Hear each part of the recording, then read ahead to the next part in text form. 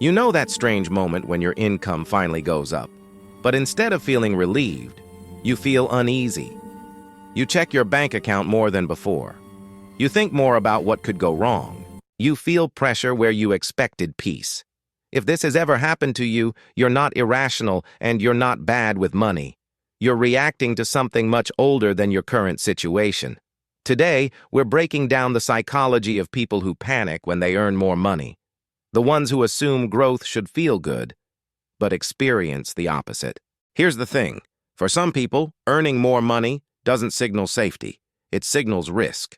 If you grew up with financial instability, sudden losses, inconsistent caregivers, or constant stress around resources, your nervous system learned a powerful lesson early on. Stability is temporary. Money comes and goes. Calm never lasts. Even if you didn't consciously understand finances as a child, your body absorbed the emotional environment. Raised voices, unpaid bills, silent tension, fear disguised as normal life. Over time, your brain associated having more with having more to lose. Psychologists often refer to this as scarcity conditioning. When your early environment trained you to expect collapse, improvement doesn't register as relief. It registers as exposure. More money means more responsibility, more visibility, more pressure to maintain a standard that once felt impossible. So instead of relaxing, your mind starts scanning for threats. What if this ends? What if I mess this up? What if I fall back to where I was? The anxiety isn't about money itself.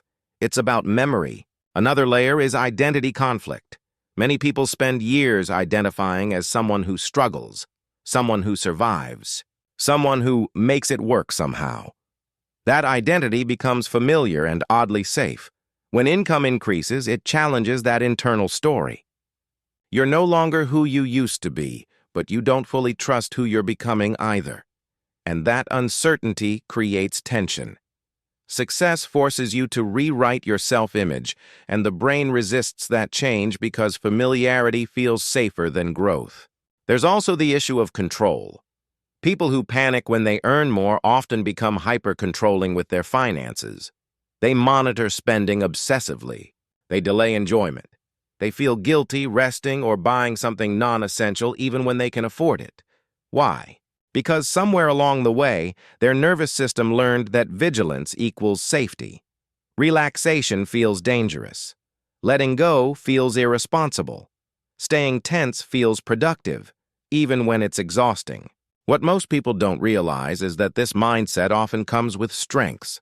These individuals tend to be disciplined, strategic, and future-oriented. They plan ahead. They prepare for worst-case scenarios. Scarcity didn't make them careless. It made them highly aware. That awareness can lead to financial growth, but it also creates chronic stress. The mind never fully turns off. Even progress feels fragile. Peace becomes conditional on numbers staying where they are. Another factor is emotional memory. The brain doesn't operate on logic alone. It operates on patterns. If loss happened before, especially during emotionally formative years, the body remembers it vividly. It doesn't matter if the odds are low. The nervous system doesn't calculate probabilities. It reacts to past pain. So every increase in income brings temporary relief, followed by a quiet return of fear. A higher number becomes the new baseline. Then that baseline feels insufficient.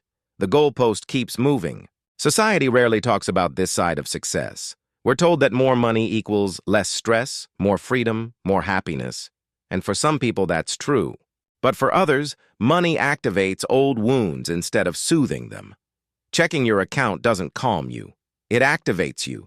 Growth feels unfamiliar, even suspicious, like something that might be taken away the moment you get comfortable. For some, this anxiety slowly fades as stability becomes consistent. As the nervous system learns, over time, that calm doesn't always lead to disaster. But for others, survival mode becomes permanent. Money stops being a tool and starts becoming an emotional regulator. Confidence rises when numbers go up. Anxiety spikes when they go down. Safety is never internal. It's always external, always conditional. So the real issue isn't how much money you're earning. It's whether your nervous system trusts that safety can last. You can have more than you ever imagined and still feel like you're one mistake away from losing everything. That doesn't mean you're broken.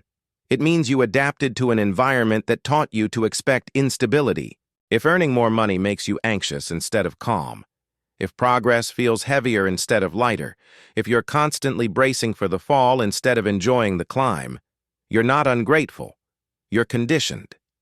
And recognizing that difference is the first step toward changing the relationship between growth and fear. So ask yourself this: when your income grows, does your body feel safer or more alert? Because one is about finances, the other is about survival. And understanding which one is driving you changes everything. If this felt uncomfortably accurate, the next video goes even deeper into patterns most people never question. Click it. You'll understand yourself in ways you probably never have.